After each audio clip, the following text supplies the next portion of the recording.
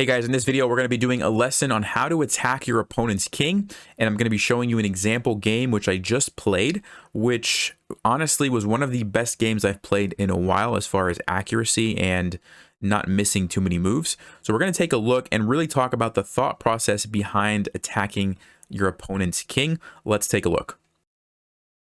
All right, so e4, g6. So this is the modern defense. Usually they fee and kettle the bishop, and a lot of times they'll play like d6 and knight f6, sometimes d6 and c6. There's a lot of flexibility with black's position when they do this. I played f4. This is the move that I cover in my aggressive e4 opening course, and there's a couple of specific reasons why I do this, which I go into a lot of detail in the course. So if you're interested in learning more about that, you'll want to check that out while it's on sale the month of August, 50% off. Just use code NEWBABY. But after bishop g7, knight c3, the main move here would be something like d6, and then usually black will either go into a Sicilian with c5 or continue with kind of like a Pirc and play knight f6. This person played e6, which is, as far as I know, kind of not a main line. I was out of my prep at this point, and so I just figured let's just keep developing. d4 castles. All right. At this moment, I decided it made a lot of sense to attack black's king. I'm already kind of positioned for that because I have this f-pawn pushed forward. I have a great center. One of the things when you're attacking on the flank, it's always better to do that out of a strong center control, as opposed to if your opponent has really strong center control, it's going to be very difficult to launch an attack on a flank. So because I had the strong center control, I said, okay, let's go ahead and play h4, which is funny because Stockfish actually thinks this is the best move. So Stockfish is seeing the same thing. Now, f5, I think, was a bad move by my opponent. Here's why. What's my idea behind playing h5 next move? Well, I want to start undermining these pawns, right? And these pawns are all in light squares. And I'm also thinking maybe I'll play f5 to continue to do that. But when my opponent plays f5, he's kind of helping my job of attacking the light squares, because now when I play h5 and take this, there's no longer a pawn supporting it, right? So it's already kind of weaker because of f5. And what does black gain from playing f5 in this case? Not a lot. I mean, I'm actually happy to make this trade because my knight comes into the action. So, and the rook, the rook is a little more involved, but I don't think it's worth it. So I was happy to see that, and I just continued with h5. We do get this trade, and now, like I said, I was happy because now I have two knights that are kind of ready to come in here and start attacking. Knight to c6. I traded this off, and the rook is now involved. Now, let me just talk about this for a second. First of all, the reason that I wanted to play h4, h5 was twofold. Number one, I want to activate the rook, right? Number two, I want to get rid of some of these pawns that are defending black's king. And so I was able to kind of do both of those things at the same time here by making this trade. Now, I was expecting my opponent to capture this way, but they took with the knight. And now I played a really crazy move, which Stockfish doesn't quite agree with. But if you'd like to pause and think through, what do you think you would play? And then what do you think I played? Go ahead and make two different guesses. Maybe it's the same thing. Maybe it's not. Go ahead and pause, look at this position for a little bit, and really try to think through it. And then we'll talk through what happened in the game, and we'll go from there. Okay, well, if you had a chance to do that, first of all, let me just mention Stockfish says the best move was just knight to e5. Just bring the knight into the center. It unleashes the queen, so we're thinking about playing queen h5 and lining up here. And we're not really worried about the fact that there's a pawn here because we're just going to keep attacking. Queen g4, even just g3, kicking the knight away, Stockfish says, which is kind of a weird move, but then the bishop is open, and so all of our pieces are kind of getting into the game. That's Stockfish's line of thinking. In my mind, I had other ideas, and so I played the crazy move, rook takes h7. The reason I played this, and Stockfish isn't a huge fan, it's not bad, but it's saying it leads to a draw, basically.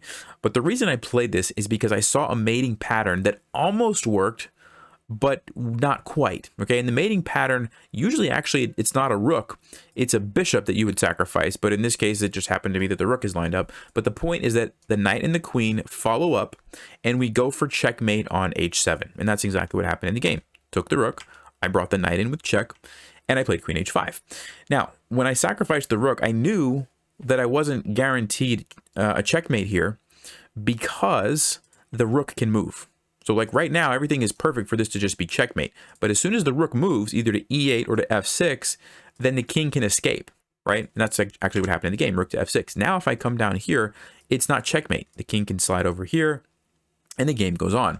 So I knew that this was a possibility, but I felt like, okay, I'm still going to have really good attacking opportunities. The king is completely exposed. I just, maybe the bishop, you know, maybe at some point I can castle and get the other rook to come over here. And so I decided to go forward with this line. All right, so I took the rook, the queen captured. I played bishop to d3, bringing in another piece. This is kind of important. You know, sometimes when you're attacking, you feel pressure to only move pieces that are near the king, right? Like you might only be considering moves with these pieces. Like I have to figure out a way to make this work, but actually there's no way to make it work. I mean, yes, you can play queen h7, but it doesn't really do much. The king just slides over, and what are you going to do now? So sometimes you have to stop and say, okay, I need more pieces. I need a little bit more firepower. Let's bring another piece into the game. And that's what I did here, bishop d3.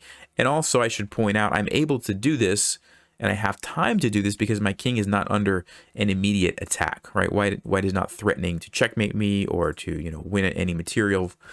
And so I had time to, you know, play bishop to d3. All right, so now I have a threat on the knight. My opponent captured here, which also is attacking my queen. And I decided that it made sense to go ahead and get rid of that knight because the knight's obviously very annoying, and my bishop sitting over here on c1 is not really doing anything, so why not trade it off? And now I'd like you guys to pause and see, what do you think the best move in this position is? It's actually, well, I don't want to say anything. Just pause, think through this position. It's a very complicated and tricky position. What do you think the best move is for white? And then we'll talk about what I actually played in the game as well. All right, if you had a chance to look at this, the best move according to Stockfish is an absolutely ridiculous move. Like, I don't think I've seen a move this ridiculous in a long time. The move that Stockfish recommends as the best move is g3. g3, and yes, if you're wondering, that's a free pawn with check on my king, and yet it's the best move. Why is this the best move? Here's what's going on. If this queen was not here, like, let's just say the queen was somewhere else. Well, not there. If it wasn't on the F file, okay, I would have a checkmate threat. I go check, the king moves over, I bring the queen in for checkmate. The problem is the queen is there and it just takes me. So that's what Stockfish, sorry, that's what I played in the game. We'll come back to that. That's what Stockfish is trying to accomplish by playing g3. Lure the queen off of this F file, okay, which it does accomplish, but then it's check, and it's like, why? How did that really help us? Here's how it helped us. We play king to F1, and you might say, well, now black's just going to go back, and they still have us in check, and they still have the same things being defended, right? Wrong, because we play king to g2, and what we have accomplished is now our rook is ready to come over in one move and go here, and black is toast if that happens. Actually, black is just losing in this position. It's just over. Incredible. It's an incredible idea, right? Give up the pawn with the idea to just walk the king over here and bring the rook over. Amazing. I don't think I would have ever seen that in a game. So that's what Stockfish wanted. Also, queen to e8 check was a pretty good move as well. I didn't see the reason, and I'll just go ahead and show you. The idea here is queen to e8 check. Because the knight is covering the escape routes, black has to block with one of these two pieces. Blocking with the queen is bad because of bishop to h7 check, king to h8, and queen to g6. Black's all tied up in knots. Knight to f7 is the threat.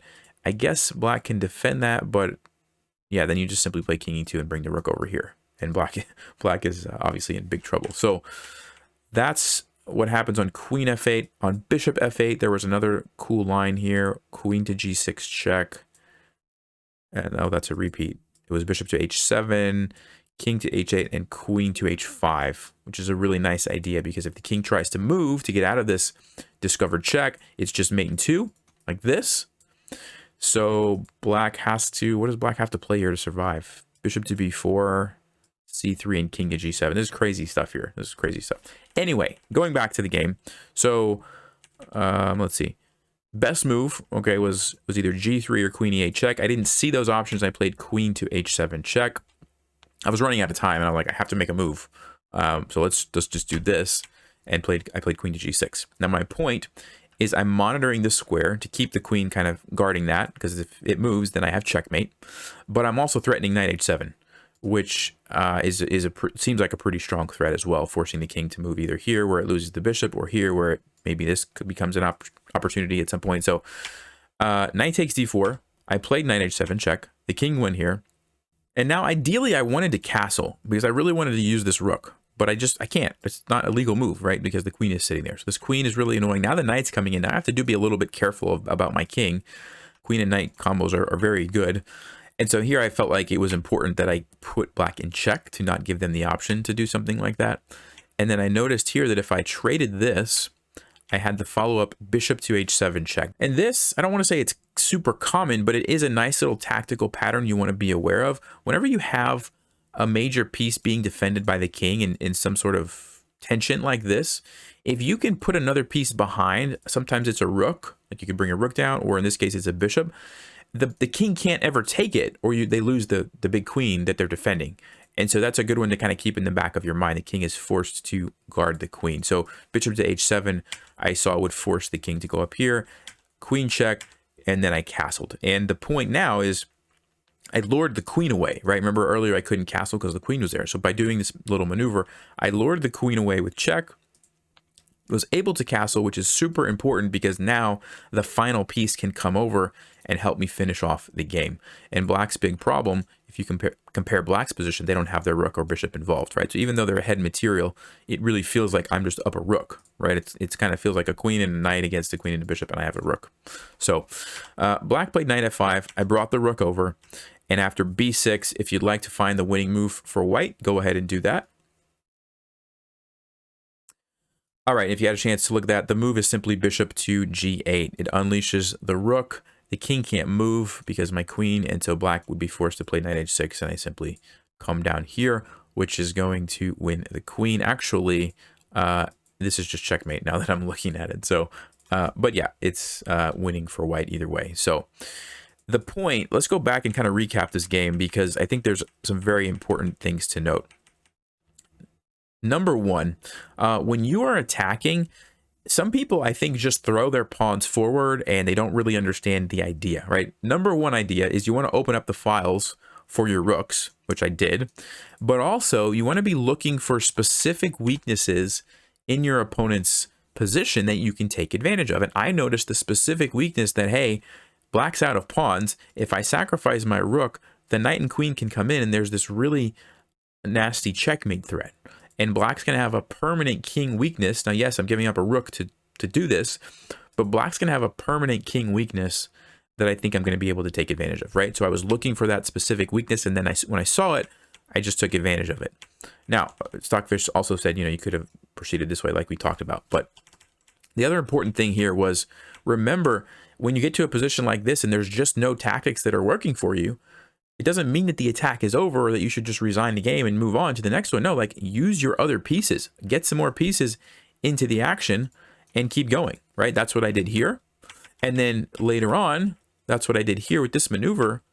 I castled because I needed to use the rook to finish it off, right? So make sure you remember you have lots of pieces. Sometimes you need to keep using them even after the sort of initial attack is over. You keep going, right? And keep going until you get the checkmate. All right, so I hope you guys learned something from that. Let me know if you have questions or comments. Remember, courses are on sale through the month of August, 50% off. And so take advantage of that if you haven't. As always, stay sharp, play smart, and take care.